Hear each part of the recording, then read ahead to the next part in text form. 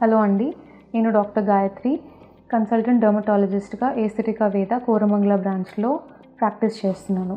ఇవాళ మనం మొటిమల తర్వాత వచ్చే నల్ల మచ్చల గురించి మాట్లాడదాము. ఈ నల్ల మచ్చలు అనేది ఎందుకు వస్తాయి?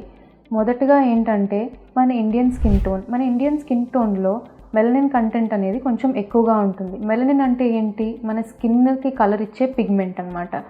సో ఇది ఎక్కువగా ఉండడం వల్ల మనకి యాక్నే వచ్చినా, ఏదైనా దెబ్బ తగిలినా పిగ్మెంటేషన్ వచ్చే ఛాన్స్ ఎక్కువగా ఉంటుంది. నెంబర్ 2 ఏంటంటే మనం పింపుల్స్ని మాటికి టచ్ చేయడం, లేదంటే స్క్వీజ్ చేయడం, దీనివల్ల పిగ్మెంటేషన్ ఆర్ మచ్చలు వచ్చే ఛాన్సెస్ ఎక్కువగా ఉంటుంది. నెంబర్ 3 ఏంటంటే ఎండకి ఎక్కువగా ఎక్స్పోజ్ అవ్వడం.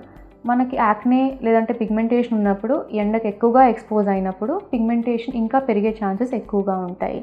నెంబర్ 4 ఏంటంటే జెనెటిక్ ప్రిడిస్పోజిషన్.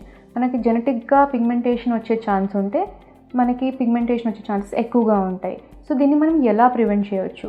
ఫస్ట్ ఏంటంటే సన్ స్క్రీన్ కంపల్సరీగా వాడండి. ఎవ్రీడే సన్ స్క్రీన్ వాడడం వల్ల పిగ్మెంటేషన్ వచ్చే ఛాన్సెస్ తక్కువగా ఉంటాయి. సెకండ్ ఏంటంటే పింపుల్స్ని లేదంటే మొటిమల్ని మనం స్క్వీజ్ చేయడము, లేదంటే మాటికి టచ్ చేయడం అనేది మనం అవాయిడ్ చేయాలి.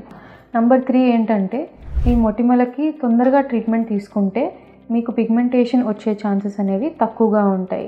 సో ఇవన్నీ టిప్స్ ఫాలో అవ్వండి. అండ్ మీకు మొటిమలు కానీ మచ్చలు కానీ ఉంటే మీ నియర్ బై డర్మటాలజిస్ట్ని కన్సల్ట్ అవ్వండి.